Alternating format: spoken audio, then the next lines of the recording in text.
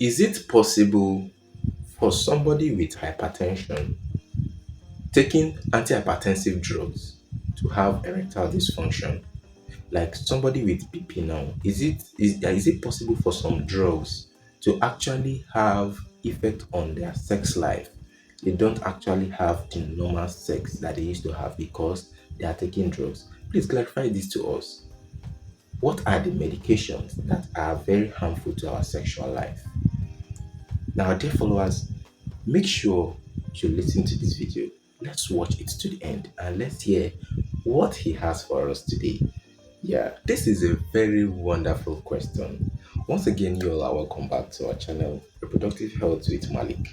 Yes, this question you asked now, there are some medications that are very harmful to us. Yes, these medications can be a prescribed medication. Yes, I mean a prescribed written medication. It is prescribed by a doctor, but it is harmful to your sexual function. It is causing you erectile dysfunction and they never tell you this. So, and that is why it is important you watch this video with us. Just like the way he has asked, I believe it is going to be beneficial for us. There are five medications that, if you take as a man, it is going to affect your reproductive life. It is going to affect the way you have sex. These medications that are prescribed by your doctors, but I'm going to clarify them to you so you will understand this medication I'm talking about. Most especially those people with hypertension and those people with diabetes. If you take these drugs, it is going to affect you. There are just five drugs I'm going to list for you. Number five of the drugs is atenolol. Yes, if you are a man and you are taking atenolol, maybe probably you are using it to treat hypertension as prescribed by your doctor, it can affect your reproductive life. Yes, you see, atenolol is a beta blocker that it blocks the beta cells that actually cause vasoconstrictions of your blood vessels. So when it's time for you to have sexual intercourse with your partner, there are supposed to be dilated vessels to your penis. So in such a case, when you take this atenolol, it helps to relaxes your blood vessels, and there is supposed to be enough blood supply to your penis. So when your blood vessels are relaxed, there is no force of contraction that can push blood to the penis to sustain its erection, thereby causing you a problem in your erectile dysfunction. That is one.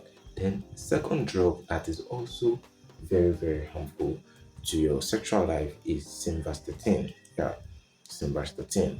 This simvastatin is a cholesterol drug. Yeah, it what it actually does is the cholesterol. Cholesterols, they're actually building blocks for your semen and your testosterone. So when you take this simvastatin, I think it's a lipid lowering drug to reduce your lipid level or cholesterol level. When you take them, it actually reduces it. And since cholesterols are building blocks for your sperm or your semen, it will actually affect the production of your sperm and your semen during sexual intercourse with your woman. But it is very, very important that, okay, while you're on this drug, it's also very important that you always make sure you check your cholesterol and your lipid profile, because these are guidelines, or you always make sure you talk to your doctor that prescribe a drug for you when you are having problem with your sexual life. Then the number three of these drugs is aspirin.